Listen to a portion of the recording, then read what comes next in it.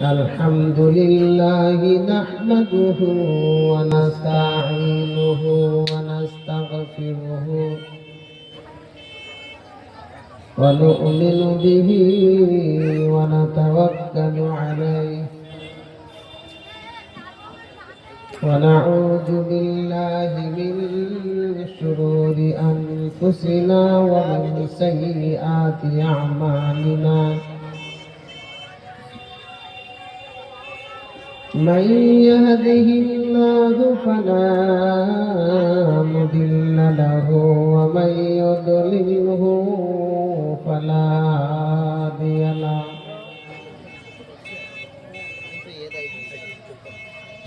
وأشهد أن لا إله إلا الله وحده لا شريك له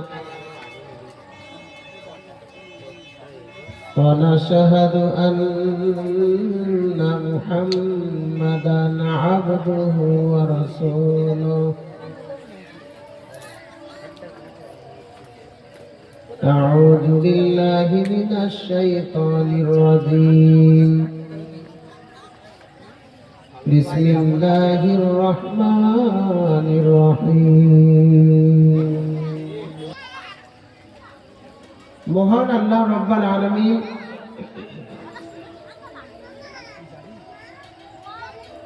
এই পৃথিবীতে মানব জাতি পাঠিয়েছেন।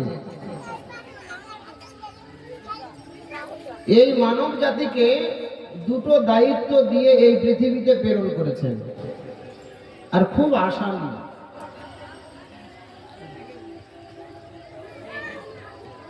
আপনি জমিতে ধান চাষ করেছেন, ধান আপনার আশা যে আমি 1 বিঘাতে 15 থেকে 20 বস্তা ধান পাবো, কারণ আমার যা খরচ আর আমি যা ট্রিটমেন্ট করেছি আর যা উচ্চমানের ফসল, তাতেই আমি আলহামদুলিল্লাহ ফসল ভালো পাবো। কিন্তু দেখা গেল ফসল কাটার পরে বা তার আগে পাকা ধানে ঝোড়ো হাওয়া আর বাতাসে আপনার ধান সব শুয়ে গেছে। অন্যান্য জায়গাতে ঝড় পৌঁছায়নি, তাদের কিন্তু ধান ভালো হয়েছে, আর আপনার এলাকায় ঝড়ো হাওয়ায় ধানের গাছ ফেলে দিয়ে সেই ধানের লস হয়েছে, আপনার চাষ ভালো হয়নি। আপনার তাতে আনন্দ হবে না মন খারাপ হবে? মন খারাপ হবে। অথবা সবাই চাষ করেছে কিন্তু আপনি অলস হয়ে বাড়িতে বসে থাকলেন। ইংরেজিতে বলা হয় লেজি, আর আমরা বাংলা কথায় বলি অলস। তো সবাই ধান কেটে যখন লাভবান হয়েছে, বাড়িতে এসে যে অন্য অন্য বছরের তুলনায় ফলন ভালো পেয়েছি, তখন যে চাষ করেনি ও কি আফসোস করবে না? আল্লাহ পাক এই পৃথিবীতে মানব জাতিকে পাঠিয়েছেন, জিন জাতিকে পাঠিয়েছেন শুধু আল্লাহর ইবাদত করার জন্য, তার হুকুম পালন করার জন্য। কিসের জন্য? শুধু তার হুকুম পালন করবে, এই স্বার্থে আল্লাহ পাক মানব এবং জিনকে এই প্রেরণ করেছেন, এই পৃথিবীতে পাঠিয়েছেন। উদ্দেশ্য হচ্ছে ওমা খালাকতুল জিন্না ওয়াল ইনসা ইল্লা লিয়াবুদুন। আল্লাহ পাক যে ধর্মটা আমাদের কাছে দিয়েছেন, মানব জাতি জিন জাতি কেবলমাত্র তারা আল্লাহর ইবাদত করবে। ইবাদতের পরিবর্তে যদি আমরা অন্য কিছু করি, আল্লাহ আমাদের প্রতি রাজি থাকবে, খুশি থাকবে না রাগ থাকবে? আল্লাহ রাগ গোসা আছে না নাই? বলুন, আল্লাহ রাগ গোসা আছে না নাই?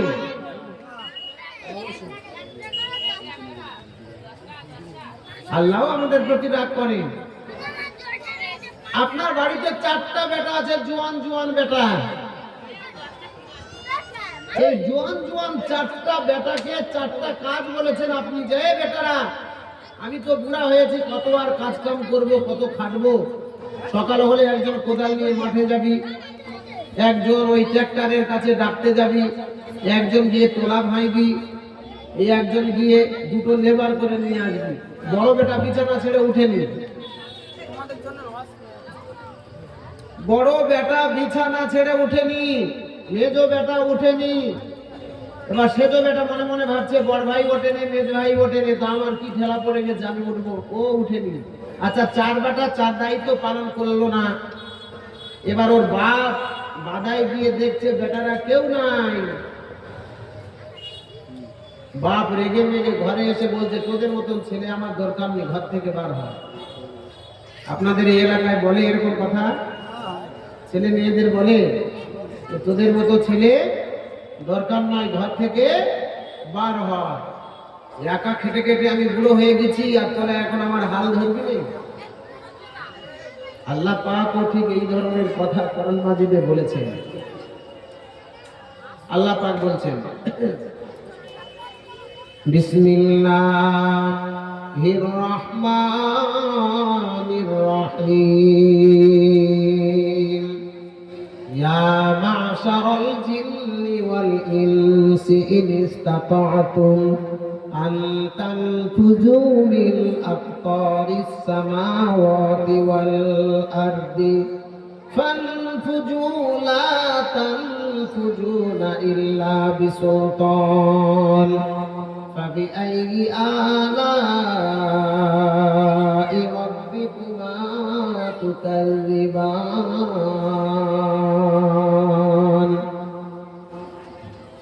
আল্লাহ পাক জানিয়ে দিলেন, মানব জাতি এবং জিন জাতি আমার হুকুম তামিল করতে হবে না। যদি তোমাদের কাছে বোঝা হয়ে যায়, ভারী হয়ে যায়, তোমরা একটা কাজ করে দেখাও। আমার আকাশের তলদেশ থেকে তোমরা বেরিয়ে যাও। তোমাদের মতো বান্দা আমার দরকার না। এই রাতটা আল্লাহ আমাদের প্রতি করছেন কিসের জন্য? যে আল্লাহর উদ্দেশ্য হলো জিন জাতি আর মানব জাতি তারা আমার ইবাদত করার জন্য পাঠিয়েছি, কিন্তু তারা আমার ইবাদত করে না।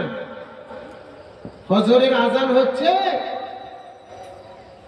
মোবাইল নিয়ে ফেসবুকে কটা ফ্রেন্ড হয়েছে আগে বার করে দেখছি। ঘুম ভেঙে গেছে আগে, কিন্তু মুয়াজ্জিনের আজান কানে পৌঁছায় না। ও শুয়ে শুয়ে কটা ফ্রেন্ড হয়েছে মোবাইলে ফেসবুকে দেখছে, গুনে গুনে 500 ফ্রেন্ড হয়ে গেছে আমার। একদিন না খেয়ে পড়ে থাকলে ওই মোবাইলের বন্ধুরা, ফ্রেন্ড মানে বন্ধু, ইয়ার ফ্রেন্ড বলে কেউ, ইংরেজিতে বলে ইয়ার, আর হিন্দিতে বলে ইয়ার, আর ইংরেজিতে বলে ফ্রেন্ড। আপনার একদিন না খেয়ে যদি বাড়িতে পড়ে থাকেন, কোনো ফ্রেন্ড বা ইয়ার বন্ধু কেউ আসবে না যে ভাই 500 টাকা দিচ্ছি বাজার করে বউ বাচ্চার খাওয়া, কেউ আসবে? আর যদিও দেয়, একদিন দিল, 2 দিন দিল, 3 দিন দিল, আর দেবে? তোর মতন বন্ধু আমার দরকার নাই, শালা তুই আগে ভাই।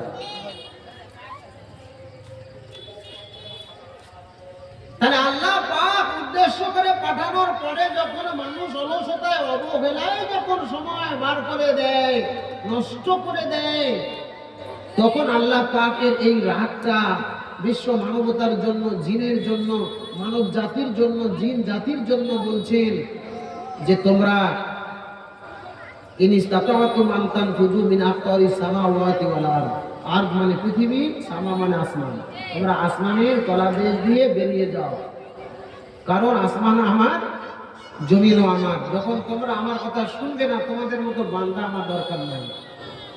আচ্ছা, যাওয়ার রাস্তা আছে? বালপাড়া মোড়ের ওপারে গেলে মনে হয় রাস্তা মেঘ শেষ হয়ে যাবে, আকাশ আছে, উপায় আছে কি? নাই। আল্লাহ পাক বললেন, শোনো বান্দারা, তোমাদের বেশি দায়িত্ব দিইনি,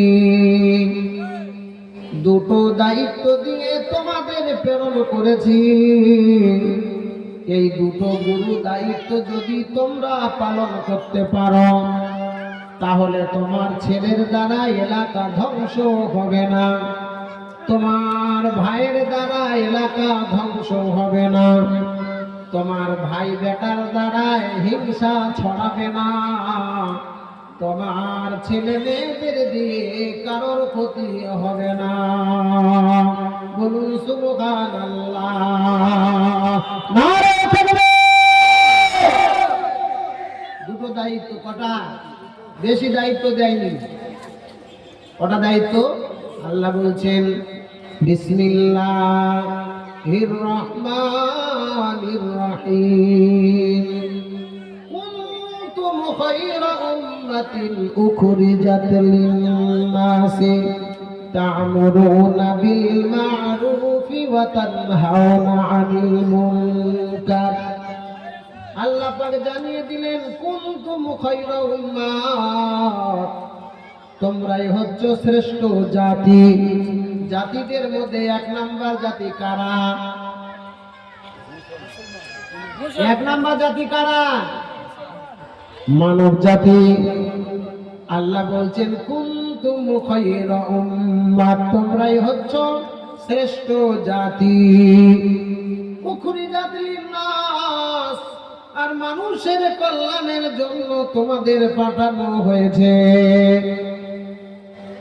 দায়িত্ব হলো দুটো, তা'মুরুনা বিল মা'রুফ, তোমরা ভালো কাজের আদেশ করবে, ওয়া তানহাউনা আনিল মুনকার, খারাপ কাজ থেকে নিষেধ করবে। তাহলে দায়িত্ব কটা পেয়েছি আল্লাহর তরফ থেকে? দুটো। এটা কোন সাল চলছে? 26 সাল। এখানে জানুয়ারি গেল, ফেব্রুয়ারি গেল, মার্চের আজকে হলো 22 তারিখ। কয় তারিখ? তাহলে এই জানুয়ারি থেকে আপনার খাতা আপনি বের করে দেখেন যে আপনি ভালো কাজের আদেশ কটা করেছেন আর খারাপ কাজের নিষেধ কটা করেছেন। দায়িত্ব এটা আল্লাহই দিয়েছে, কটা পালন করেছেন আপনি? তাহলে বাপের কথা ছেলে না শুনলে, যদি বাপ বলে তুই বাড়ি থেকে বের হ, তোর মতো ছেলে দরকার নাই, তাহলে আল্লাহ যে দুটো দায়িত্ব দিয়েছেন যদি আমরা কথা না শুনি, তো আল্লাহ কেন বলবেন আমাদেরকে যে তোমাদের মতো বান্দা বান্দি আমার দরকার নাই, আমার আকাশের তলাদেশ দিয়ে বেরিয়ে যা। কটা ভালো কাজ করেছেন? আপনি যদি বলেন আমি নামাজ পড়ি, নামাজ আপনি পড়েন ঠিকই, কিন্তু আপনি নামাজ পড়ার পরে আপনার যে ভালো গুণগুলো রয়েছে সেটা মানুষের কাছে পৌঁছাতে হবে। আপনার সেই ভালো গুণ যেন আপনার বেটা পায়, আপনার ভালো গুণ যেন আপনার ভাই পায়, আপনার ভালো গুণটা যেন আপনার প্রতিবেশী পায়, আপনার ভালো গুণটা যেন আপনার বন্ধু বান্ধবরা পায়। শ্রী রামকৃষ্ণ পরমহংস তিনি মুসলমান, বলুন তিনি কি মুসলমান?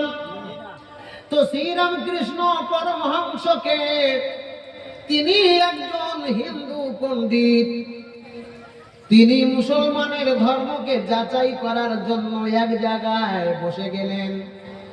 আমাদের ধর্মীয় ভাষায় বলা হয় মুরাকাবা, মুশাহেদা। কারোর সাথে কথা বলা যাবে না, কেউ কথা বললে জবাব দেওয়া যাবে না, এমন একটা আমলের নাম হলো মুরাকাবা, মুশাহেদা। আলোচনা আপনাদের খারাপ লাগছে না অন্য আলোচনা আনবো? শ্রীরামকৃষ্ণ পরমহংস তিনি এক জায়গায় মুরাকাবা বা আরাধনায় বসে গেলেন। একদিন, দুদিন, 3 দিন, 4 দিন করে করে 40 দিন পর্যন্ত তিনি ধৈর্য নিয়ে বসে থাকলেন। কতদিন? 40 দিন। এই 40 দিন বসে থাকার পরে ওনার ধ্যান যখন ভঙ্গ হয়ে গেল, ওনার ছাত্ররা মানে ছাত্ররা এক জায়গায় জড়ো হলো, গুরুদেব আপনি যে ইসলাম ধর্মকে যাচাই করার জন্য যে আপনি মুরাকাবায় বসলেন, আরাধনায় বসলেন, কি পেলেন আপনি আমাদেরকে জানান, আমাদেরকে বলুন। শ্রীরামকৃষ্ণ পরমহংস তিনি বললেন একত্ববায় নিরাধনানোচ্চ নম বিশ্ব,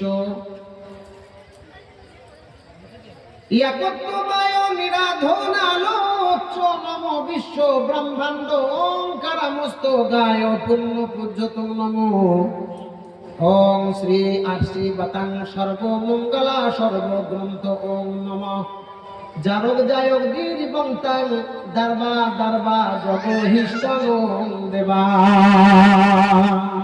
বলুন সুবহানাল্লাহ। জোরে বলুন সুবহানাল্লাহ, নারায়ে তাকবীর। এর অর্থ আমরা বুঝি না। বলে গুরুদেব আপনি যে মন্ত্র বললেন কি বললেন আমরা তো বুঝতে পারলাম না। বললেন আমি যখন নিরাধনায় নিরাধন আলোচ্য নববিশ্ব, আমি যখন এক জায়গায় জপ শুরু করে দিলাম একটা আলো দেখতে পেলাম। একটা কি দেখতে পেলাম? একটা আলো দেখতে পেলাম, যে আলোটা নববিশ্ব গোটা বিশ্বটাকে আলোকিত করে আছে। কদ জাআকুম মিনাল্লাহি নূরুন ওয়া কিতাবুম মুবিন। শ্রীরামকৃষ্ণ বললেন আমি যখন নিরাধনায় বসলাম একটা জ্যোতির্ময় আলো আমি দেখতে পেলাম। সেই আলোটা মুসলমানদের কোরআনে বলা আছে কদ জাআকুম মিনাল্লাহি নূরুন ওয়া কিতাবুম মুবিন। প্রথম নাম্বার বলা হয়েছে নূর। নূর মানে নবী মুহাম্মদুর রাসূলুল্লাহ। আল্লাহ পাক ওহীর যে জ্ঞান তাকে দিয়ে নূরে ভূষিত করেছেন। ওয়া কিতাবুম মুবিন, ওনার সেই জ্ঞানের কিতাবের নাম হলো কোরআন মাজিদ। আর সেই বাতান সর্বমঙ্গলা সর্বগ্রন্থ নমা। আর পৃথিবীর মধ্যে যত গ্রন্থর বই আছে, কেতাব আছে, পুস্তক আছে, সমস্ত পুস্তকের চাইতে পবিত্র হলো হালিদা কোরআন, পবিত্র কোরআন। বলুন সুবহানাল্লাহ। তাহলে তিনি আরাধনা করতে বসে একটা জ্যোতির্ময় দৃশ্য দেখতে পেলেন, যে দৃশ্য সেই আলোটা গোটা পৃথিবীতে আলোকিত করে আছে। আছে না নাই? যদি বলেন একটা আলো কি করে আলোকিত হয়, তাহলে আপনি আসমানের দিকে তাকান, দিনের বেলা সূর্য দেখা যায় কটা? নাকি এই পৃথিবীর মধ্যে 156টা দেশ আছে, তাহলে প্রত্যেক দেশের জন্য সূর্য কি একটা করে আলাদা? 156টা কি? তাহলে আল্লাহ পাক নিয়ন্ত্রণ করাচ্ছেন একটা সূর্য দ্বারা। লা শামসু ইয়ামবাগি লাহা আন তুদরিকাল কমার ওয়ালাল লাইলু সাবিকুন নাহারি ওয়া কুল্লুন ফি ফালাকি ইয়াসবাহুন। আল্লাহ বলেন it is not for the idolaters to tend Allah, একটা সূর্য আমি আল্লাহ পাক আসমানে দিয়েছি। It is not for the sun overtake the moon.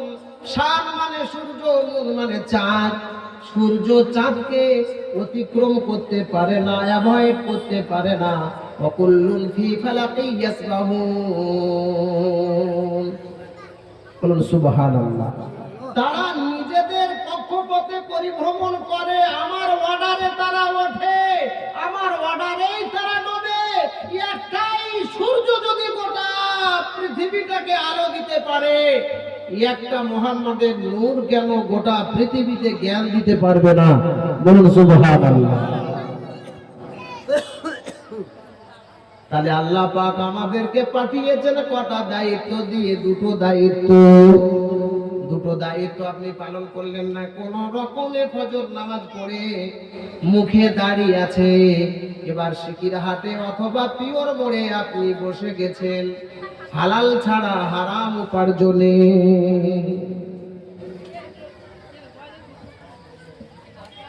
আপনার মুখে দাঁড়িয়ে আছে, মাথায় টুপি আছে।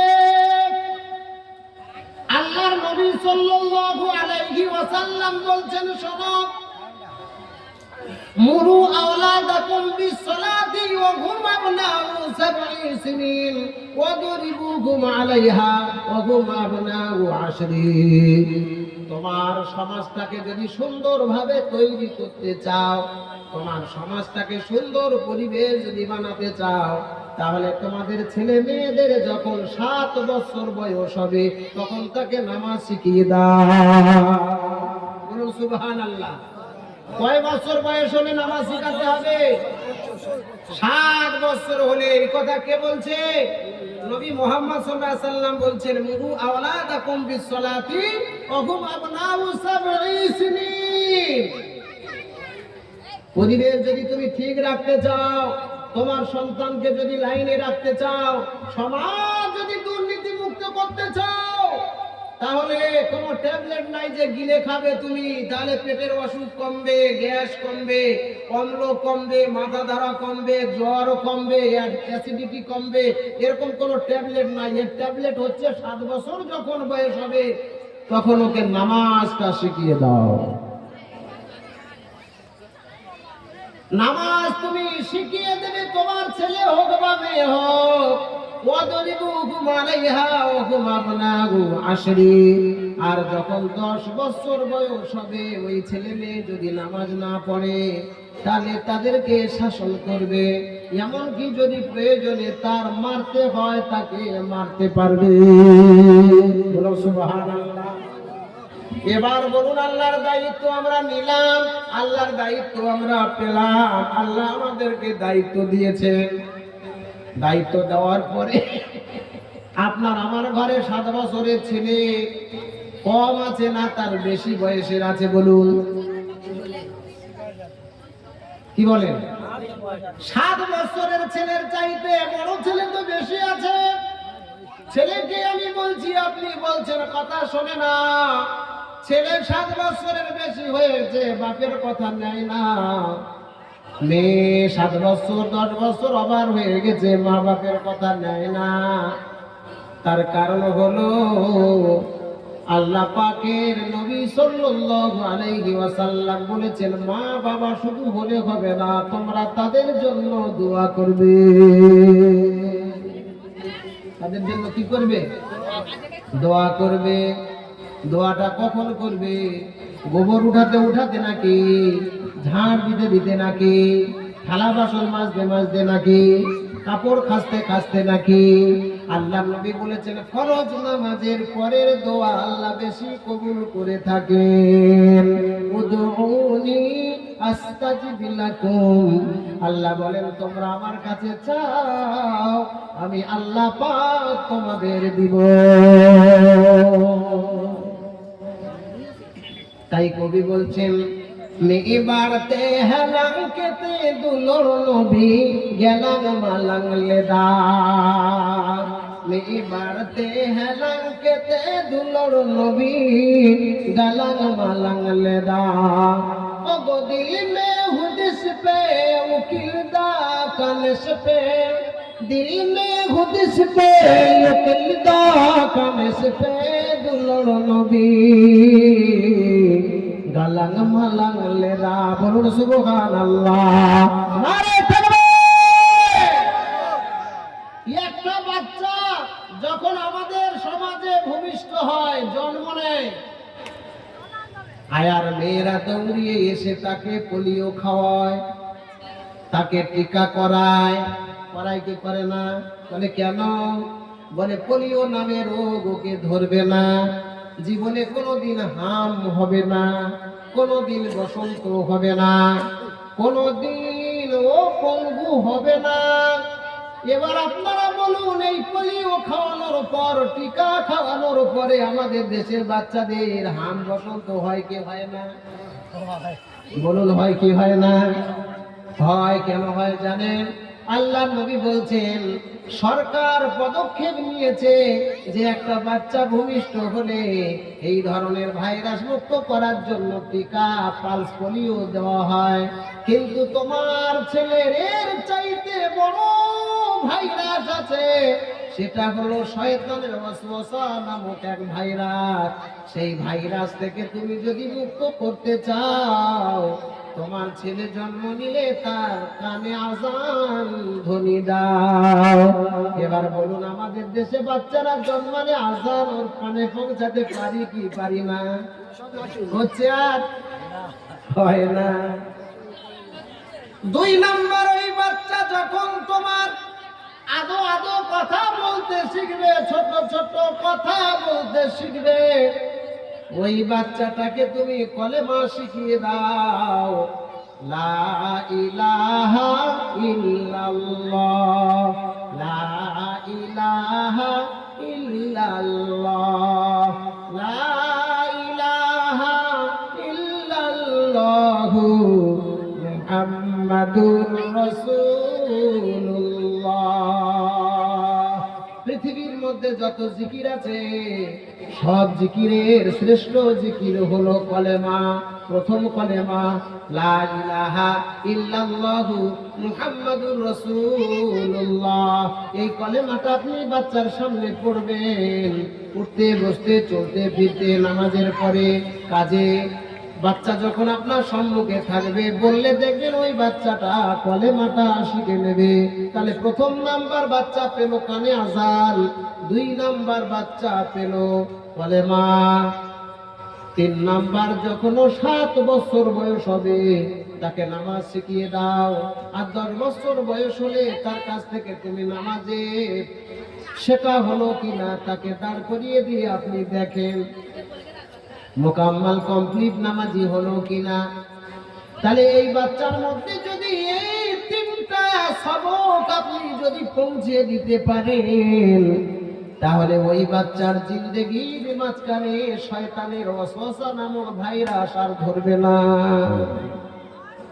আর ধরবে না। এবং ওই বাচ্চাটা যদি ওই আমল নিয়ে মরতে পারে তাহলে আল্লাহ পাক তাকে জান্নাতে প্রবেশ করাবে। এবং আপনি যদি আগে মারা যান আওয়ালাদি সলিহিন ইয়াদউলা, ও হচ্ছে সলিহ বান্দা, আপনার জন্য দোয়া করলে তার দোয়াতে আপনিও মাফ পাবেন। বলুন সুবহানাল্লাহ। তাহলে আমরা কি করছি? আল্লাহ পাক আমাদের দায়িত্ব দিল দুটো, সেই দুটো দায়িত্ব নিয়ে আমরা পালন করতে পারি না। দুনিয়ার মোহে পড়ে আমরা শেষ হয়ে গেছি। আমরা মনে করছি আমরা যেটা করছি, নামাজিরা মনে করছে আমরা যেটা করছি ঠিক, আর যারা নামাজ পড়ে না ওরা মনে করছে আমরাও যেটা করি ঠিক। মানুষের পরিবর্তন হতেই আছে।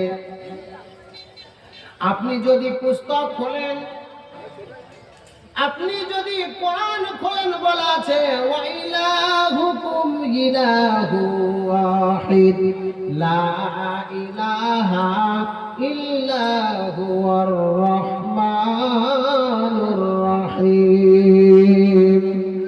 আল্লাহ পাক বলছেন ওয়া ইলাহুকুম ইলাহু ওয়াহিদ, তোমাদের প্রভু হলো এক এবং অদ্বিতীয়। প্রভু কয়জন? এক এবং অদ্বিতীয়। লা ইলাহা ইল্লাহু, যিনি ছাড়া কোনো ইলাহা নাই, যিনি ছাড়া কোনো উপাস্য নাই, যিনি কার ছাড়া কোনো মালিক নাই, মাবুদ নাই। তাহলে মালিক হলো কজন? একজন। এবার আপনি যদি ঋগ্বেদ খোলেন, বেদটার নাম কি বললাম? ঋগ্বেদ। এই ঋগ্বেদের মধ্যে বলছে একং সদ বিপ্রা বহুধা বদন্তি, বলছে সত্য হলো একটাই। সত্য কটা? সত্য হলো একটাই, কিন্তু জ্ঞানীরা মানুষকে বিভিন্ন ভাবে বোঝায়। তাহলে ঋগ্বেদ এই জায়গায় বলছে সত্য হলো একটা। সত্য মানে ধর্ম। সত্য মানে কি? সত্য মানে ধর্ম। ধর্মটা হলো একটা। আর আল্লাহ কোরআনে বলছে ওয়া ইলাহুকুম ইলাহু ওয়াহিদ, তোমাদের প্রভু হলো একটা। কুল হুয়াল্লাহু আহাদ। আল্লাহ বলছেন হে নবী সাল্লাল্লাহু আলাইহি ওয়াসাল্লাম, হি আল্লাহ ইজ অ্যালোন, আপনি বলে দেন আল্লাহ হলেন একজন। তাহলে আমরা এক আল্লাহর ইবাদত করি, এক আল্লাহর আরাধনা করি, এক আল্লাহর বন্দেগী করি। আমাদের আল্লাহর সংখ্যা কজন? একজন। তাহলে আমরা এমন একটা আল্লাহকে মানি যে আল্লাহর কোনো স্ত্রী নাই, যে আল্লাহর বাপ নাই, যে আল্লাহর ছেলে নাই, যে আল্লাহর মেয়ে নাই, যে আল্লাহ কারোর বাপ নয়, আল্লাহ কাউকে জন্ম দেয়নি। আল্লাহ পাক বলছেন আল্লাহুস সামাদ, আল্লাহ ইজ ইন্ডিপেন্ডেন্ট, আল্লাহ হলেন আত্মনির্ভরশীল, তিনি কারোর প্রতি নির্ভরশীল নন। মানুষ নির্ভরশীল হয় কার দিকে? কোন কুল কিনারা না পেয়ে তখন বলে যে আল্লাহ ছাড়া কেহ নাই। এই কথাটা সব শেষেই স্বীকার করে। নবী মুসা আলাইহিস সালামের জামানায় একজন শিশু আর একজন বাপ রাস্তা দিয়ে হেঁটে চলে যাচ্ছেন। নবী মুসা আলাইহিস সালাম আল্লাহর কাছে ফরিয়াদ করছেন, আল্লাহ আমার এই জিন্দেগিতে সব চাইতে পাপী আমার উম্মত কেউ আছে কি তোমার বান্দাদের মধ্যে, যাকে আমি সাক্ষাৎ করতে পারি, আমার পরিচয়টা, তার পরিচয়টা যেন আমি জানি, তাকে আমি চিনব। এমন সময় দেখে একজন ব্যক্তি বাচ্চা হাত ধরে নিয়ে রাস্তা দিয়ে চলে যাচ্ছে। নবী মুসা আলাইহিস সালামকে ডেকে আল্লাহ বলছে, ওই যে লোকটাকে দেখো, প্রতীকটাকে দেখো, ওটাই হচ্ছে সব চাইতে পাপী এবং খারাপ। বলে আল্লাহ পাপীকে তো চিনলাম, এবং আমার এই জিন্দেগিতে আমার উম্মতের মধ্যে সবচাইতে নেককার ব্যক্তি আমার একবার তুমি পরিচয় করিয়ে দাও। বলে তুমি এখানে অপেক্ষা করো। সন্ধ্যার আগে আগে দেখে ওই লোকটাই চলে আসছে বাচ্চাটার নিয়ে। আল্লাহ পাক বললেন, মুসা গো, ওই যে বাচ্চা নিয়ে আসছে ওই লোকটাই হলো তোমার উম্মতের মধ্যে ভালো বান্দা, নেককার বান্দা। বলে আল্লাহ সকাল বেলায় তোর পরিচয় পেলাম খারাপ, আর সন্ধ্যার আগে পরিচয় কি করে ভালো হলো? বলুন আল্লাহু আকবার। যে লোকটা সকাল বেলায় খারাপ ছিল, সন্ধ্যার আগে কি হয়েছে? ভালো হয়ে গেছে। এবার নবী মুসা বলছেন, আল্লাহ কেমন করে ও ভালো হলো? বলে ওরা দুই বাপ বেটা রাস্তা দিয়ে যেতে যেতে রাস্তার শেষ একটা নদী পড়েছে, নদী, বড় নদী। এই নদী যখন পড়েছে, নদী পার হবে, পার হওয়ার মতো তাদের কোনো ব্যবস্থা নাই। এত বড় নদী ওই বাচ্চা কোনোদিন দেখেনি। বাপকে বলছে, আব্বা অথবা বাবা অথবা ফাদার, তুমি বলো এই নদী কি পৃথিবীর সৃষ্টি জগতের মধ্যে কি বড়? তার মানে এ কি সবার চাইতে বড় নাকি? বাপ বলছে, বেটা রে, এ বড় নয়। এই যে নদীটা আছে না, এই নদীর চাইতে দেখ, এই আকাশ রয়েছে আমাদের উপরে, স্কাই, এই স্কাই এটাই হচ্ছে এই নদীর চাইতে বড়। তখন ছেলেটা বলছে যে এই যে আকাশ আছে, আকাশের চাইতে কি আর কেউ বড় নাই? বলে হ্যাঁ বড় আছে। কে বড়? বলে আকাশের চাইতে বড় দেখো আল্লাহ বলে একজন আছে। বলে আল্লাহ বলে একজন আছে? বলে হ্যাঁ। মানে উদ্ভট প্রশ্ন করে, লোকটা আর কিছু বলতে পারে না। অনেকগুলো কথা বলার পরে তখন বলে আল্লাহ আছে। বলে আল্লাহর চাইতে কি বড় নাই? বলে বাবারে তোকে আর কি বুঝাবো, আমি দুনিয়াতে যত ভুল করেছি মনে হয় আমার ভুলের উপরে বড় আর কেউ নাই। তখন ওই বাচ্চা বলছে, বাবা শোনো, তোমার যে ভুল বলছো, অন্যায়গুলো বলছো, তার চাইতে বড় কেউ নাই। বলে হ্যাঁ, তার চাইতে বড় একজন আছে। বলে কে? বলে তার চাইতে বড় হচ্ছে আল্লাহর দয়া। বলুন সুবহানাল্লাহ। এই শব্দটা যখন তার মধ্যে পৌঁছেছে রে মুসা, আমি আল্লাহ আমার কাছে খুব ভালো লেগে গেছে। তাই জিন্দেগির অপরাধগুলোকে আমি আল্লাহ তুবু ইলাল্লাহি তাওবাতুন নাসুহা, আমি তার ভুলকে ক্ষমা করে দিয়েছি। তাওবাতুন নাসুহার মতো সে তওবা করেছে। বলুন সুবহানাল্লাহ। সেই এমন তওবা করেছে, ইয়াকিনের সঙ্গে আমাকে স্মরণ করেছে। সকালবেলা সে ছিল খারাপ, সন্ধ্যার আগে হয়ে গেছে ভালো। তাই আমি তার পরিচয়টা তোমাকে দিলাম। আমার বান্দাদের মধ্যে বর্তমান ভালো ব্যক্তি হলো ওই ব্যক্তি। তাই আল্লাহ পাক এমন একজন আল্লাহ যার আমরা ইবাদত করি। আল্লাহ পাক বলছেন, লাম ইয়ালিদ ওয়া লাম ইউলাদ, হি বিগেট নট এন্ড নর ইজ হি বিগটেন। তিনি কাউকে জন্ম দেননি, না তাকে কেউ জন্ম দিয়েছে। ওয়ালাম ইয়াকুল্লাহু কুফুয়ান আহাদ, and there is none equal to him. তার সমতুল্য কেউ নাই। তার সমান কেউ নাই, বলুন সুবহানাল্লাহ। এই ছোট্ট সূরাটা সূরা ইখলাস, কোরআন মাজিদের মধ্যে 114টা সূরার মধ্যে ইখলাস সূরাটার মধ্যে আল্লাহ পাক নিজের পরিচয় দিয়ে বললেন, আল্লাহ তাআলা দেয়ার ইজ ওনলি ওয়ান আল্লাহ, তিনি এক এবং অদ্বিতীয়। আল্লাহ তাআলা হ্যাজ নো প্যারেন্টস, আল্লাহ তাআলার কোনো পিতামাতা নাই। আল্লাহ তাআলা হ্যাজ নো চিলড্রেন, আল্লাহ তাআলার কোনো সন্তান সন্ততি নাই। আল্লাহ তাআলা হ্যাজ নো ফ্যামিলি, আল্লাহ তাআলার কোনো স্ত্রী নাই। আল্লাহ তাআলা কন্ট্রোলস দ্য ইউনিভার্স, আল্লাহ তাআলা বিশ্ব জগৎকে পরিচালনা করেন। আল্লাহ তাআলা হ্যাজ নো পার্টনার, তার কোনো পার্টনার নাই, অংশীদার নাই।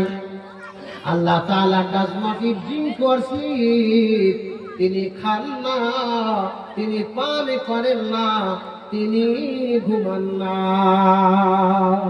বলুন সুবহানাল্লাহ। কাদের জন্য পান করেন না, কাদের জন্য ঘুমান না, কাদের জন্য খান না? নবী মুসা আলাইহিস সালাম আরজ করছেন, আল্লাহ তুমি খাও না কেন, পান করো না কেন, ঘুমাও না কেন গো মাবুদ, একবার তুমি জানাও।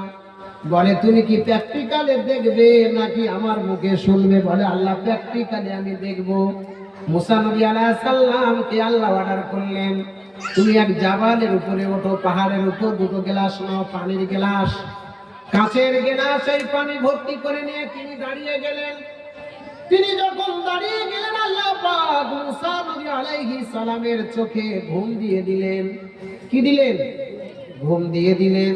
ঘুম যখন তার চোখে এলো, গ্লাস যে ধরে থাকবে ক্ষমতাটা তিনি হারিয়ে ফেললেন।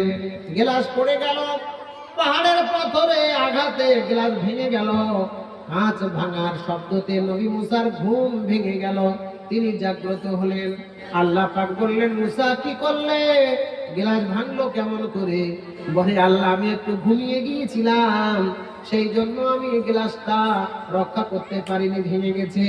আল্লাহ পাক তিনি বললেন, লা তাখুজুহু সিনাতু ওয়ালা নাউম, আমার ঘুমের প্রয়োজন হয় না, আমার খাওয়ার প্রয়োজন হয় না, আমার পান করার প্রয়োজন হয় না। এই জন্য আমি যদি ঘুমাই, আমি যদি খাই, আমি যদি পান করি, তাহলে তোমরা সবাই নষ্ট হয়ে যাবে, বলুন সুবহানাল্লাহ।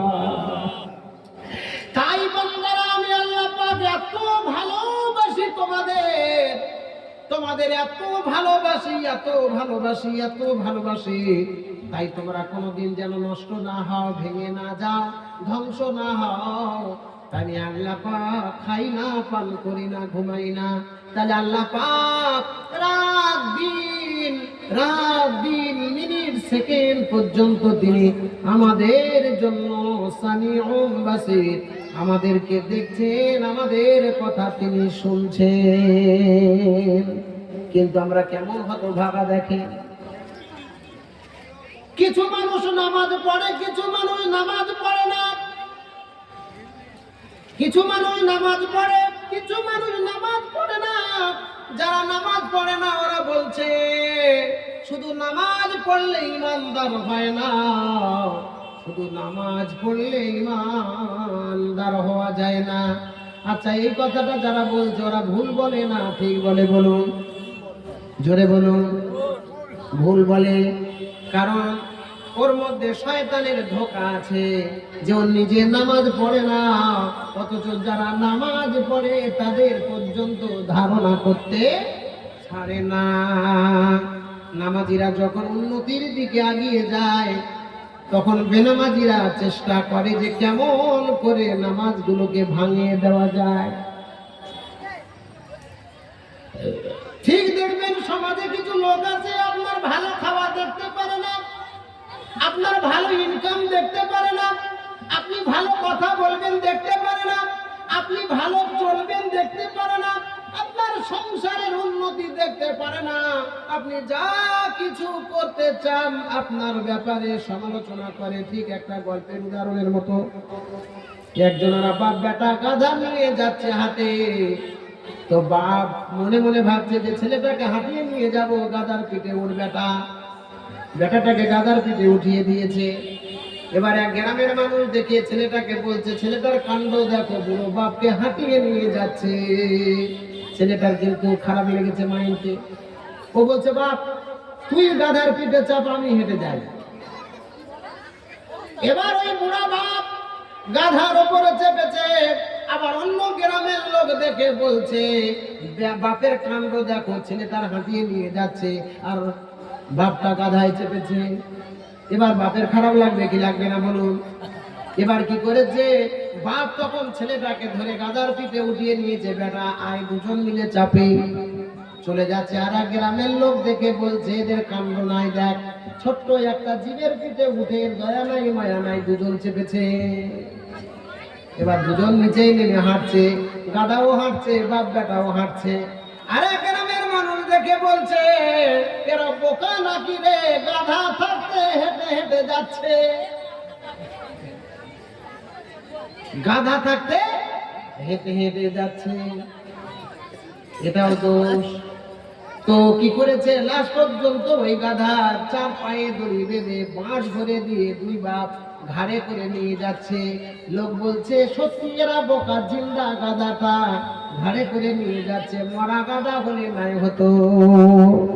কিছু মানুষ নামাজ পড়ে, কিছু মানুষ রোজা করে, কিছু মানুষ দান করে, কিছু মানুষ হজ করে, কিছু মানুষ যাকাত দেয়, কিছু মানুষ ফিতরা দেয়। এই ভালো কাজগুলো করে শয়তান এসে বেনামি যায় নামাজীদের ঘাড়ে বসে বসে বলে, তোরা এগুলো এগুলো এগুলো এগুলো বল। বললে এদের নামাজীদের সমাজ যেন ভেঙে যায়, আমল যেন নষ্ট হয়, এরা খারাপ ধারণার মধ্যে পড়ে যাবে, আমাদের দলে হয়ে যাবে, ভারী হয়ে যাবে। আস্তে আস্তে আস্তে আস্তে ওর পিছনে লেগে গেল বিশ্ব মানবতার কান্ডারি জনাবে মুহাম্মদুর রাসূলুল্লাহ সাল্লাল্লাহু আলাইহি ওয়াসাল্লাম। তিনি মক্কা থেকে মদিনায় হিজরত করছেন। রাতের অন্ধকার হযরত আলী রাদিয়াল্লাহু তাআলা আনহুকে জানিয়ে দিয়েছেন, আলী শোনো, তুমি আমার বিছানায় ঘুমিয়ে থাকবে, আমার বিছানায় থাকবে, রাত্রিবেলা চলে যাব, আর সকালবেলা পাওনাদারেরা তারা চলে আসবে, আর তারা এসে গচ্ছিত সম্পদগুলো আমার কাছে রেখেছে, লেখা আছে, তোমরা সেই লেখা খাতা দেখে দেখে তুমি সেগুলো দিয়ে দেবে।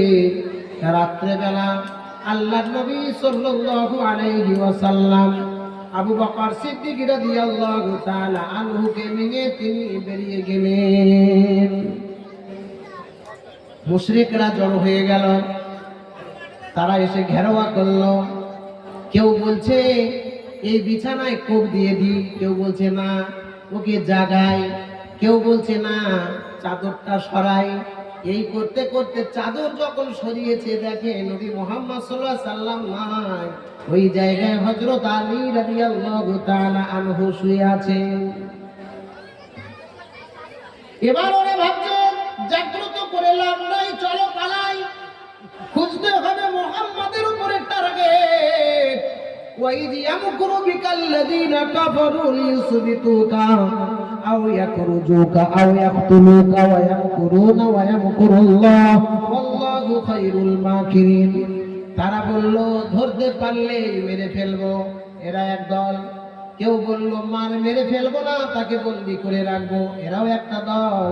আর কেউ বলল না, ওকে মেরে ফেলবো না,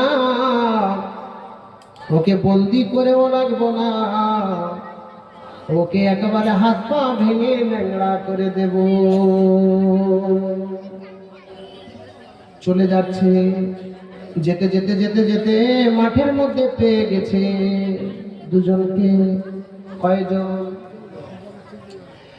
দুইজনকে যখন পেয়ে গেছে মাঠের মধ্যে, আল্লাহর নবী সাল্লাল্লাহু আলাইহি ওয়াসাল্লাম এবং আবু বকর সিদ্দিক রাদিয়াল্লাহু তাআলা আনহু, দুজন ফাঁকা ময়দান, চতুর্দিক থেকে হাজার হাজার মুশরিকেরা ঘেরাওয়া করেছে।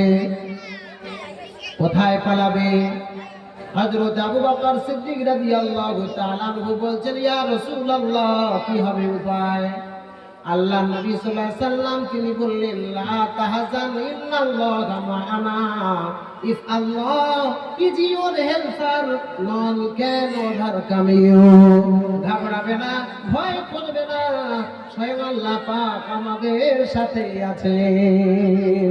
বলুন নারায়ে তাকবীর, নারায়ে তাকবীর। কে সাথে আছে? আল্লাহ সাথে আছে। If Allah is your helper, তিনি আমাদের সাহায্য করবেন। নন ক্যান ওভারকাম ইউ, তুমি যদি সাহায্য না করেন তাহলে আর কেউ নাই সাহায্য করার। ওয়া আলাল্লাহি ফালিয়াতাওয়াক্কালিল মুমিনুন, তাই মুমিনদের উচিত আল্লাহর উপর নির্ভর করা। কাদের উপর নির্ভর করবেন? আল্লাহর নবী সাল্লাল্লাহু আলাইহি ওয়াসাল্লাম তিনি কি করলেন? বালু নিয়ে নিলেন মুঠের মধ্যে। বালু নিয়ে তিনি কোরআনের কতগুলো আয়াত তেলাওয়াত করে ফু দিয়ে দিলেন। আর তিনি সেই বালু ডান দিক থেকে বাম দিক পর্যন্ত ছিটাইয়ে দিলেন। এই বালুর মধ্যে একটা বাতাস কাজ করে দিল। আল্লাহ বাতাসকে যেন অর্ডার করে দিলেন, আরসালনা রিয়া, ওরে বাতাস তুইও একটু দায়িত্ব পালন কর। এই ছোট্ট ছোট্ট বালুর মধ্যে ছোট্ট ছোট্ট কোনা কোনা কাঁকড় আছে, এগুলো নিয়ে মুশরিকদের চোখের মধ্যে ঢুকিয়ে দে, ফেলিয়ে দে। বাতাস সাহায্য করে সেই ছোট্ট ছোট্ট ক্ষুদ্র ক্ষুদ্র পাথরগুলো, বালুর কোনাগুলো নিয়ে চোখের মধ্যে ফেলিয়ে দিয়েছে। একজনও বাদ নাই। তাদের হাতে ছিল অস্ত্র, তারা অস্ত্র সামলাবে না চোখ সামলাবে। তারা অস্ত্র ফেলে দিল। চোখের জ্বলন থামাবার জন্য দুই হাত দিয়ে কচলাতে কচলাতে চোখ নিয়ে ব্যস্ত হয়ে গেছে। বলুন সুবহানাল্লাহ। আল্লাহ পাক বলছেন, নবী গো, এতগুলো মুশরিকরা কাফেররা যে আপনাকে ঘেরাও করলো, আর আপনি বালু যে ছিটিয়ে দিলেন, বলুন তো বালুটা কে ছিটিয়েছে? আমি আল্লাহ স্বয়ং আপনার হাতের মাধ্যমে এই বালুটা ছিটিয়ে দিয়েছি।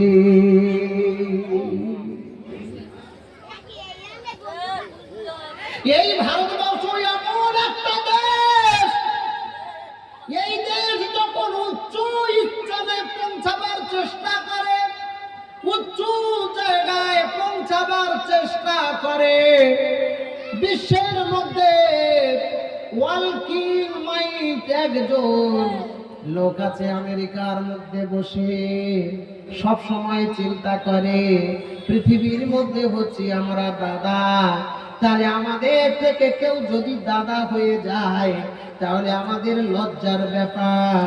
বরং আমরা কি করে বসে থাকতে পারি সেই দেশকে নিচু না করে। তাই তাদের মধ্যে গবেষণা হলো, গণনা হলো, সমীক্ষা হলো যে আগামী 2050 সালের মধ্যে ভারতবর্ষে ডেভেলপের উপরে 1 নম্বরে স্থান পাবে। কত নম্বরে? 1 নম্বরে স্থান পাবে।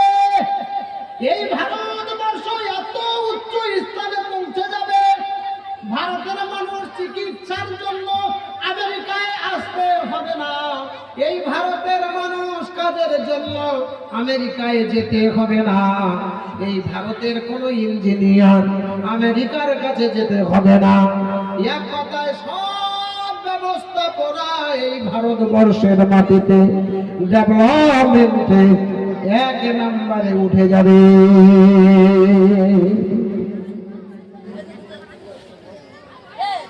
ছোট্ট ছোট্ট বাচ্চারা, সন্ধ্যা হয়েছে, এমন সময় বোমের আওয়াজ, গুলির আওয়াজ, বন্দুকের আওয়াজ, বোমার আওয়াজ, কামানের আওয়াজ। ভয়ে জড়সড় হয়ে লুকিয়ে পড়েছে। মা বাবাকে বলছে কিসের আওয়াজ? বলে বাবা রে, আমাদের পাশে আছে পাকিস্তান, সেখান থেকে কামান মারছে। আমাদের পাশে আছে অন্যান্য দেশ, তারা ওখান থেকে গুলি মারে। এই দেশের সেই বাচ্চারা বলছে, তাহলে এই দেশে কি কোনো রক্ষণাবেক্ষণের যন্ত্র নাই? বলে আল্লাহ পাক আমাদের সাথে আছে। দেখি আল্লাহ যদি কাউকে তৈরি করে, আল্লাহ পাক পারবেন সেই শিষ্যটা এই পৃথিবীতে কোন মায়ের লাল হবে। 2002 সাল রাজস্থানে পোখরে আমাদের এই ভারতীয় একজন মুসলমানের সন্তান এপিজে আবুল কালাম ফকির, তিনি একটা পারমাণবিক তৈরি করে দিলেন। এই পারমাণবিক তৈরি করে রাজস্থানের প্রখর বলে এক মরুভূমিতে তিনি সেটাকে বাস্ট করে দেখলেন যে আমার কাজটা সাকসেসফুল হয়েছে কিনা। সালটা কত বললাম? 2002 সাল। তাহলে পাকিস্তান থেকে যদি কামান ছড়ে, ভারতের মুসলমানেরা মরবে না শুধু হিন্দুরা মরবে, না সব জাতি মরবে? বলুন, জোরে বলুন। আমি বুঝাবার জন্য বলছি, কারণ এটা আমাদের এমন একটা দেশ, এই গণতন্ত্র রাজ্যের মধ্যে মুসলমান, হিন্দু, জৈন, খ্রিস্টান, ইহুদি, বৌদ্ধ সব ধর্ম জাতিরাই মিলে আমরা বসবাস করি। কারণ ধর্ম হলো একটা। আমি আগেই বলেছি, ঋগ্বেদের মধ্যে ওই কথাটাই বলে দিয়েছে যে একং সৎ বিপ্রা বহুধা বদন্তি। ঋগ্বেদের মন্ত্র এটা বলছে, সত্য হলো একটা, কিন্তু জ্ঞানীরা মানুষকে বিভিন্ন ভাবে বুঝিয়েছেন। যেমন আল্লাহর 99টা নাম আছে। কয়টা নাম? কয়টা নাম? যখন আপনি কায়দা বলে কায়দাটা শেষ করেছিলেন, 99টা নাম ওস্তাদিরা আমাদেরকে শিখিয়েছিল, হুজুররা শিখিয়েছিল। ইয়া আল্লাহু, ইয়া রহমানু, ইয়া রহিমু, ইয়া মালিকু, ইয়া কুদ্দুসু, ইয়া সালামু, ইয়া মুমিনু, ইয়া মুহাইমিনু, ইয়া আজিজু, ইয়া জব্বারু, ইয়া মুতাকাব্বিরু, ইয়া খালিকু, ইয়া বারিউ, ইয়া মুসাব্বিরু, ইয়া কাহারু, ইয়া রাজ্জাকু। এইভাবে 99টা নাম পড়ে কায়দাটা শেষ করতে হয়েছিল কিনা বলুন? আপনি কোরআন মাজিদ পড়বেন, কোরআনের পাতাটা যখন খুলবেন, মোটা মোলাটের ভিতরে একটা ল্যামিনেশন কাগজ মারা আছে প্রথমে, সেখানে দেখবেন আল্লাহর 99টা নাম। আবার কোরআনটা লাস্টে উল্টিয়ে দেখবেন ল্যামিনেশন করা আছে নবী মুহাম্মদ সাল্লাল্লাহু আলাইহি সাল্লামের 99টা নাম। ইয়া মুহাম্মাদুন, ইয়া আহমাদুন, ইয়া হামিদুন, ইয়া মাহমুদুন লেখা আছে। তাহলে ঋগ্বেদ বলছে ধর্ম হলো একটা, কিন্তু মানুষরাই, পণ্ডিতেরাই, জ্ঞানীরাই মানুষকে বুঝিয়েছেন বিভিন্ন নামে। আর মুসলমানের ধর্মগ্রন্থ কোরআন বলছে ধর্ম হলো একটা, ইক্কম আবুদতিয়ম, ইক্কম আবুদতিয়ম, একমে ব্রহ্ম আল্লাহ, সৃষ্টিকর্তা হলো একজন। তাহলে পাকিস্তান থেকে যদি একটা কামান ছুড়ে দেয় ভারতের মাটিতে, শুধু মুসলমানরাই মরবে নাকি হিন্দুরা মরবে? না সবাই মরবে? তাহলে এই বোমটা রুখে দেওয়ার জন্য মুসলমানের ঘরে এপিজে আবুল কালাম গবেষণা করে তিনি একটা পারমাণবিক তৈরি করলেন। এই ক্ষমতাটা আমেরিকা তৈরি করতে পারলো না, রাশিয়া তৈরি করতে পারলো না, জাপান তৈরি করতে পারলো না, জার্মান তৈরি করতে পারলো না, ফ্রান্স তৈরি করতে পারলো না। 156টা দেশ রয়েছে, কেউ পারলো না। 155টা দেশকে অ্যাভয়েড করে, উপেক্ষা করে ভারতের একজন বাসিন্দা, এক মুসলমানের ঘরের সন্তান, তিনি এই ক্ষমতাশীল একটা তৈরি করে ফেললেন। তাহলে এটা এমন একটা পাওয়ার, এর বিরুদ্ধে কেউ কিন্তু আর লড়তে পারে না। রাতের বেলা তখন মাথায় ওদের চুলকানি উঠে গেল, অ্যালার্জি হয়ে গেল। চুলকানি মানে গালি গালাজ নয়, মাথায় অনেক সময় খুশকি হলে চুলকায়, মানুষের মাথায় উপর হলে চুলকায়, আবার অনেক সময় বুদ্ধি না আসলে মাথা চুলকায়। দেখবেন অনেক বাচ্চা ছাত্র পড়াচ্ছে, মাস্টার একটা কিছু ধরে চোর মাথায় আসে না, তখন চুলকাচ্ছে, হঠাৎ মাথার মধ্যে চলে এসছে। তাহলে অনেক সময় চুলকালে বুদ্ধি বাড়ে। ও মুসলমান বাবজিরা, খারাপ মনে করবেন না,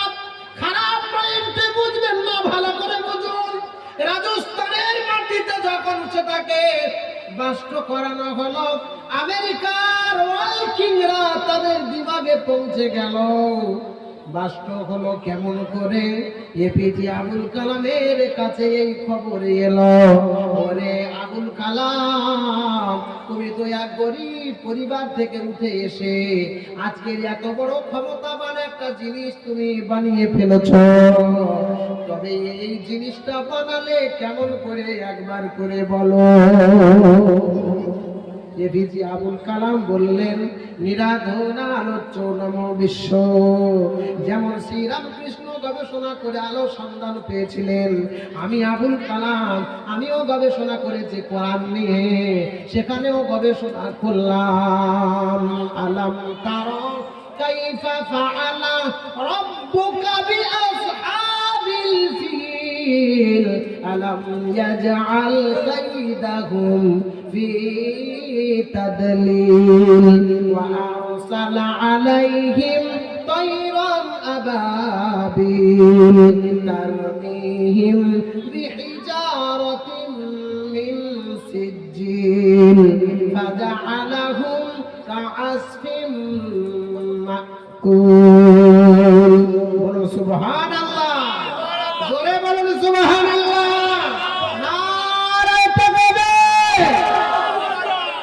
আমেরিকার ওয়ার্কিং মাথারা কি করলো, তাকে ফোন দিল এপিজে আবুল কালামকে, যে আপনি এটা কি করে সম্ভব করলেন, একটা অসম্ভব কাজকে সাধন কি করে করলেন। তিনি বললেন, শ্রীরামকৃষ্ণ গবেষণা করে যে আলো সন্ধান পেয়েছিলেন, আমিও কোরআন নিয়ে গবেষণা করলাম যে আমার নবী মুস্তাফা আল্লাহর হাবিব তিনি মদিনায় যাওয়ার পথে মুশরিকরা আক্রমণ করলো। বিশ্ব নবী সাল্লাল্লাহু আলাইহি সাল্লাম তিনি বালু নিয়ে তিনি ছড়িয়ে দিয়েছিলেন। আল্লাহ পাকের নবীর এই গবেষণা করে কোরআন পড়ে আমি এর ফর্মুলা গুলো পেয়ে গেছি। বলুন সুবহানাল্লাহ। এবার বড় বড় পণ্ডিত যারা আছে তারা কি করলো, গবেষণা করতে লাগলো। গবেষণা, আরে গবেষণা মানে কি? আমাদের দেশের কিছু লোক আছে গবেষণা করে ব্রিটেনে, বলে মেজাজ ভালো লাগে না একটা বিড়ি ধরা, বিড়ি দিয়ে হয় না বলে সিগারেট ধরা, সিগারেটে হয় না বলে খৈনি গালে দে, বলে খৈনিতে হয় না তো অন্য কিছু খা। এরা হচ্ছে গবেষণা। আর গবেষণাগার কোথায়? পায়খানা। এদের গবেষণাগার হলো পেশাবখানা, এদের গবেষণাগার হচ্ছে পাড়ের কোল, এদের গবেষণাগার হচ্ছে ধানের জমির আল, এদের গবেষণার ঘর হচ্ছে স্ত্রীর বিছানা।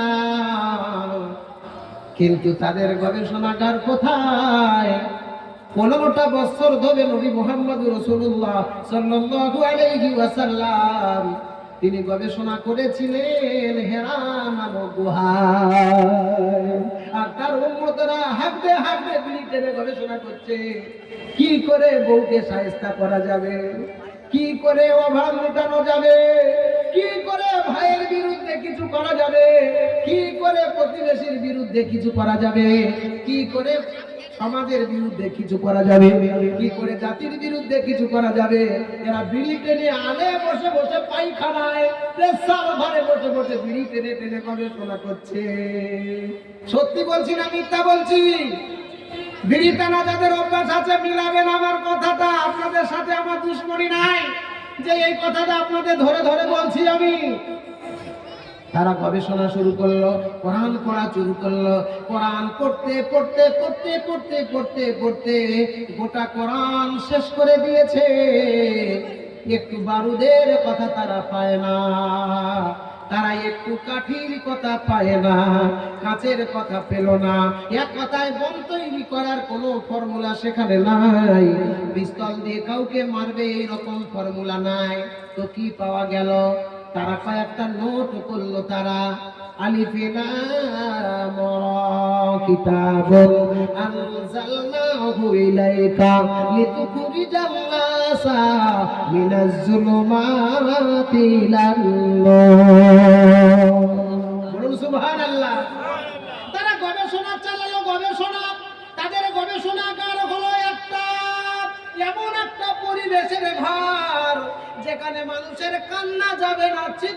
যাবে না, ডাক যাবে না, ডিস্টার্ব যাবে না, এমন একটা জায়গা, সেই জায়গায় নিরিবিলিতে পাতা খুলে খুলে খুলে খুলে খুলে খুলে পেয়ে গেল। আল্লাহর কোরআনের মধ্যে পেল আলিফ লাম রা, কিতাবুন আনজালনাহু ইলাইকা লিতুখরিজান নাসা মিনাজ জুলুমাতি ইলান নূর। আল্লাহ বলছেন এটা এমন একটা বই, এটা এমন একটা কিতাব, লিতুখরিজান নাস, যাতে করে মানুষেরা মিনাজ জুলুমাতি ইলান নূর, খারাপ রাস্তা থেকে, অর্থাৎ অন্ধকার থেকে, জুলমাত মানে অন্ধকার, পাপের রাস্তাকে, গুনার রাস্তাকে কোরআনের ভাষায় আরবি কথায় জুলমাত বলা হয়, ইলান নূর, আর নেকির রাস্তা, ভালোর রাস্তাকে নূর বলা হয়েছে। আল্লাহ বলছেন এই কোরআন এমন একটা কিতাব, এমন একটা কিতাব, যাতে করে মানুষেরা খারাপ রাস্তা থেকে উঠে নূর অর্থাৎ আলোর রাস্তায় ফিরে আসে, ভালো রাস্তায় ফিরে আসে। বলুন সুবহানাল্লাহ। তারা বলছে এপিজে আবুল কালাম যে আমাদের বলল যে কোরআনের মধ্যে আমি পেয়েছি এর ফর্মুলা, কিন্তু কোরআন তো এই বাক্য শেখায় না। কোরআন শেখায় না যে কাউকে গুলি করে দাও, কোরআন শেখায় না কাউকে মেরে ফেলে দাও, কোরআন শেখায় না কাউকে কষ্ট দাও, কোরআন শেখায় না কাউকে তুমি কষ্টের মধ্যে ফেলো, বরং কোরআন বলেছে তুমি এমন একটা আমলের মধ্যে এসো তোমার দেখে মানুষ যেন আল্লাহওয়ালা হয়, তোমার শিখে মানুষ যেন ইমানদার হয়, তোমার আমল তার মধ্যে যেন বলিয়ান হয়। জোরে বলুন সুবহানাল্লাহ।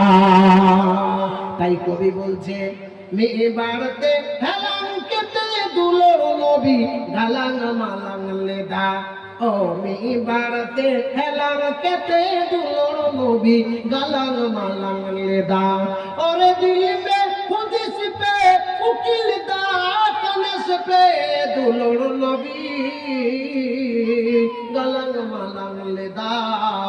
নবী মুস্তাফা বলছেন মুরু আওলাদাকুম বিসসালাতি ওয়া হুম আবনাউ সাবঈ সিনিন ওয়াদরিবুহুম আলাইহা ওয়া হুম আবনাই আশরি।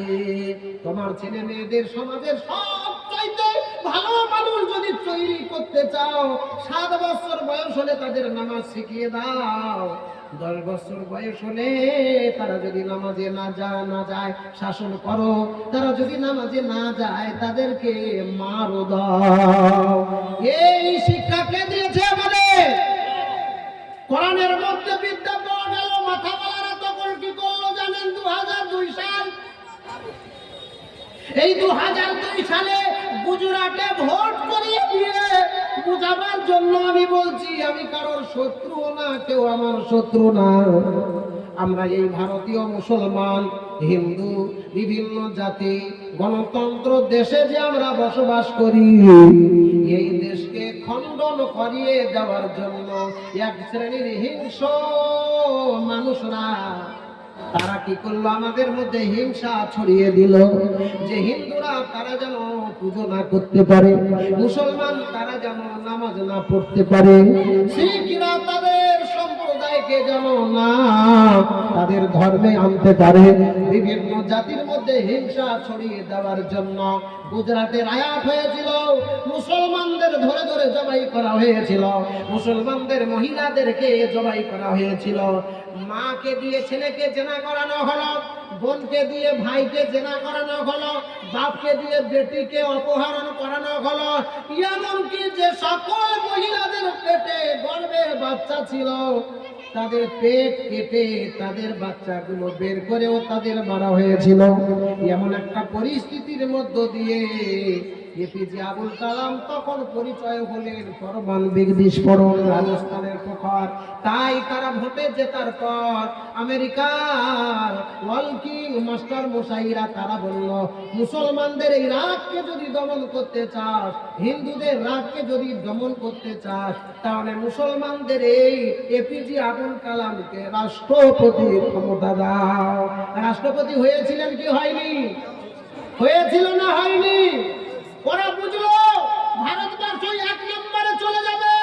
এপিজে আবুল কালামকে যদি 5 বছর দায়িত্ব দেওয়া হয়, 5 বছরে ও একদিনও গবেষণা ঘরে ঢুকতে পারবে না। আজকের স্কুলের উদ্বোধন, কালকে রোডের উদ্বোধন, কালকের অমুক জায়গার উদ্বোধন, এই অনুষ্ঠান সাথে সাথে 5 বছরেও আরো বুড়া হয়ে যাবে, একটাও শিষ্য তৈরি হবে না। 5 বছর শেষ হয়ে গেল, যাওয়ার পরে বেচারা দুনিয়াতে কি বেশি দিন বেঁচে ছিলেন বলুন? ছিল বেঁচে। এই দেশকে নষ্ট করিয়ে দেওয়ার জন্য মুসলমান হিন্দু আমরা যে একসঙ্গে ভাই ভাই একসাথে বাস করি, প্রত্যেকের বিভাজন তৈরি করে দিল, দিয়ে আমাদের মধ্যে সম্প্রীতি, আমাদের মধ্যে সহিংসতা, আমাদের মধ্যে ভালোবাসা, আমাদের মধ্যে হৃদয়তা, আমাদের মধ্যে প্রেম মহব্বত সব কিছুকে বরবাদ করিয়ে দেওয়ার জন্য প্রাণান্তকার প্রচেষ্টা চালাচ্ছেন এক সমাজের মানুষ। কিন্তু আমরা বিশ্বাস করি কাকে? আল্লাহকে। বিশ্ব মানবতার কান্ডারি তিনি বালু ছিটিয়ে দিলেন, দেওয়ার পরে সবাই চোখ কসলাতে লেগেছে। আল্লাহ নবী সাল্লাল্লাহু আলাইহি সাল্লাম তিনি বের হয়ে চলে গেলেন, জাবালে সুর রয়েছেন কাছাকাছি, তাড়াতাড়ি তিনি গিয়ে ওই পাহাড়ের গুহার মধ্যে ঢুকে গেলেন। পাহাড়ের গুহার মধ্যে যখন প্রবেশ করলেন, আল্লাহর কুদরতি অর্ডার হলো কবুতরের উপরে। কবুতর এসে ডিম পেড়ে বাসা তৈরি করে ডিম পেড়ে বসে আছে। মাকড়সাগুলো চলে আসলো, এসে তারা জাল বুনে সেই গুহার উপরে ঢাকা দিয়ে থাকলো। ভিতরে বিশ্বনবী ক্লান্ত, আবু বকর সিদ্দিক মাথাটা টেনে কোলের উপরে শুইয়ে নিয়েছেন। তিনি তাকিয়ে দেখলেন ছোট ছোট ছোট ছোট গর্ত, সেই গর্তগুলো তিনি কি দিয়ে বন্ধ করবেন? মাথার পাগড়ি ছিঁড়ে ছিঁড়ে ছিঁড়ে ছিঁড়ে টুকরা করে তার ভিতরে ঢুকিয়ে দিলেন। দেওয়ার পরে বাকি থেকে গেল একটা গর্ত, তিনি কি করবেন? তাই তার পা তিনি দিয়ে গর্তটা চেপে ধরে থাকলেন যে আমার ক্ষতি হয় হোক, আমার রাসূলের যেন ক্ষতি না হয়। বলুন সুবহানাল্লাহ। রাসূলকে কত ভালোবাসে, এই রাসূলকে কেন ভালোবাসতেন জানেন? রাস্তা দিয়ে কোনো ক্ষুধার্ত গেলে আমার আপনার নবী না খেয়ে তাকে দিয়েছেন। কেউ যদি কাপড় না পরেছেন, ছেঁড়া জামা কাপড় পরে আছেন, আল্লাহ রাসূল তাকে জামা দিয়ে সাহায্য করেছেন।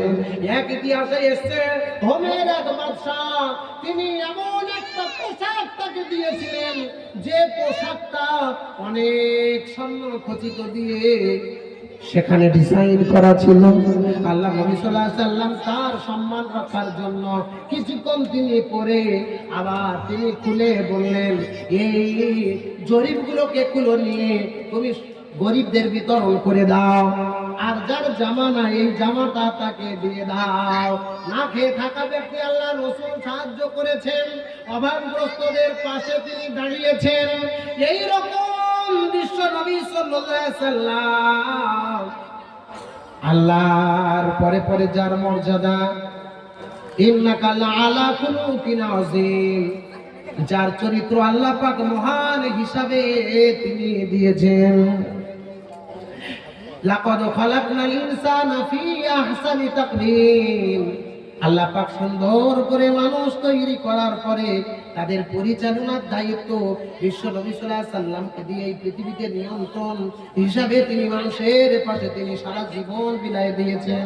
তাই আবু বকর সিদ্দিক রাদিয়াল্লাহু তাআলা আনহু তিনি এত ভালোবাসতেন, গুহার মধ্যে যদি সাপে কামড় দিয়ে দেয়, সাপের কামড়টা নিজের কামড় যেন রাসূলের ক্ষতি না হয়।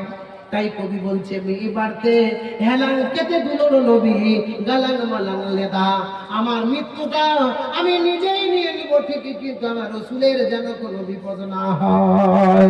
নারায়ে তাকবীর।